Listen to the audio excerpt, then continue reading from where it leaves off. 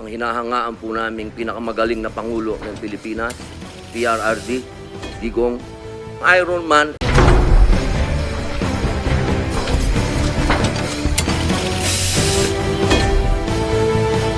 Ayaw nyo pumalakpak kung kasi patok hago kayo sa pulis. Hahabulin talaga kita. Hahanapin talaga kita. Ang akin pong pahayag ay naratibo ng isang convicted criminal. Hindi maitago noon na aktor na si Robin Padilla ang kanyang tuwa nang bigyan siya ng Pangulong Duterte ng absolute pardon. Nahatulang guilty noong 1994 sa kasong illegal possession of firearms. Palagay ko, sir, hindi kayo magiging general. Ah, ganun ba?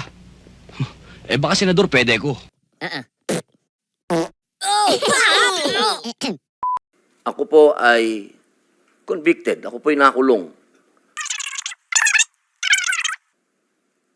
Kung paano po sa loob mismo ng bilibid kung saan po ako nakulong ng 3 taon at ginawa ko pang pelikula ito. Ang pangalan po ng pelikula, maaari niyo pong panoorin, Hari ng Selda. Kung hindi po tatayo ang ating mga law enforcement, tayo po ay tatalunin ng mga sindikatong nag-ahari na nagluluto na ng mga droga kung saan-saan.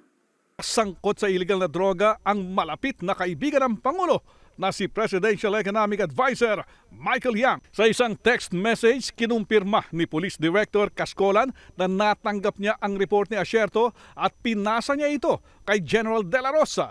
Inamin din ni PDEA Director General Aquino na nakatanggap din siya ng kopya ng report at pinarating ito sa tanggapan ni Noy Special Assistant to the President, Bongo. Mr. Chairman, we can always amend the law. English yan. Yeah. Ang datos po ang magsasabi na nung sa panahon ni Pangulong Rodrigo Roa Duterte,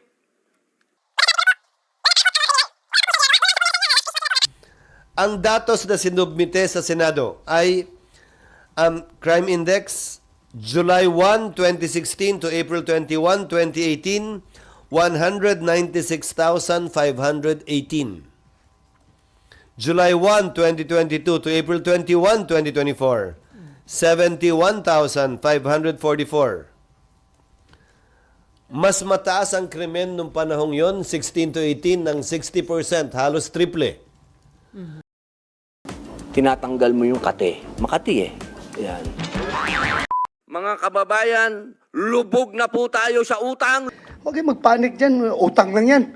Wala namang, sabi nila, wala nakukulong sa utang. Pero sa totoo, maraming pobre na kulong sa utang.